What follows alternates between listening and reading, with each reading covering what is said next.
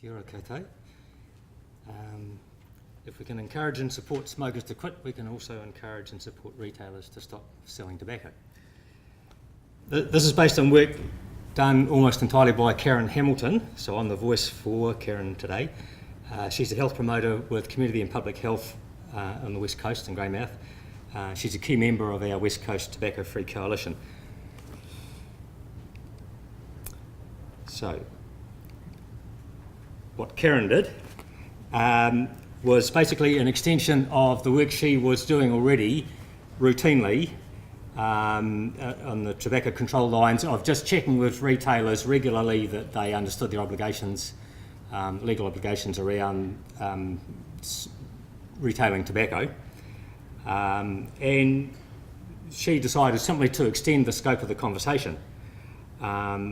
So chuck in a question of how are sales of tobacco products going, and then that sort of leads on naturally into have you ever thought about not selling tobacco products? Just in a very kind of open, conversational, non-confrontational way. And she was surprised by the answer she got. There was a lot of unease kind of voiced about being the person who sort of retails this addictive product, you know, being the pusher, if you like. Not in those terms, but there must be something that is on people's minds, particularly in sort of small local neighbourhood areas, small dairies where there's face-to-face interaction. You kind of know pretty much most of your customers, and there's a widespread understanding about the distinctive nature of tobacco as a product, different from all the other products that you're selling in your shop. Some of the motivations to change that people were voicing were maybe it was a good time with change of business ownership. There was a lot of money tied up in tobacco products. For some dairies, that was a considerable proportion of their available kind of cash flow. There were security concerns. There's actually, in the last month, there's been a spate of burglaries on the coast. Some of the dairies that are still selling tobacco have been hit quite hard. For some retailers, there was a low profit margin. I understand that's not the case for everyone. That's it's to do with turnover, but for some of these dairies, they didn't make a lot of money out of it, particularly not in relation to the amount of money that was tied up in the stock. Some of them had personal health concerns themselves as smokers or recent ex-smokers or people in their family. Some of them were close to schools. This was all sort of the information that comes out in a sort of casual conversation, if you like. And the result is, of those conversations, 6 West Coast retailers have stopped selling tobacco products in the last 2 years, which was kind of surprising.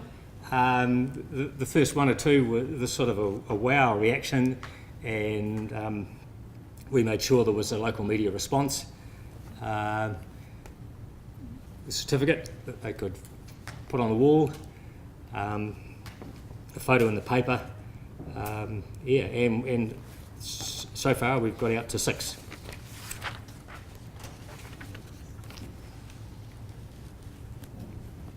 Feedback from the business owners, some of them have had a gloomy picture painted for them by tobacco company reps about what was going to happen to them. And so this is kind of the reps' counterpart of the casual conversations that Karen was having. But I don't think that went over very well. And Karen was able to point out to people that this is likely to go the other way. It's a photo that ended up in the paper, I think. Munchies on Marsden. That was one near a local high school. So that was a factor in the decision, an explicit sort of conscious factor that the owner had made. The owner wanted to set a good example for children and young people. And for that owner, they had a lot of money tied up.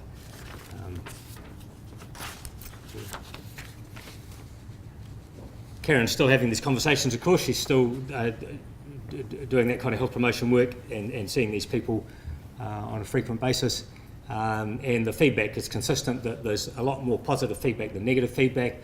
There might be one or two people who say, sort of grumble about not being able to get their smokes from the local store, and I suppose they go to the supermarket or the petrol station, but far more positive comments from customers who'd seen the article in the paper or seen the certificate on the wall and said, good on you, well done.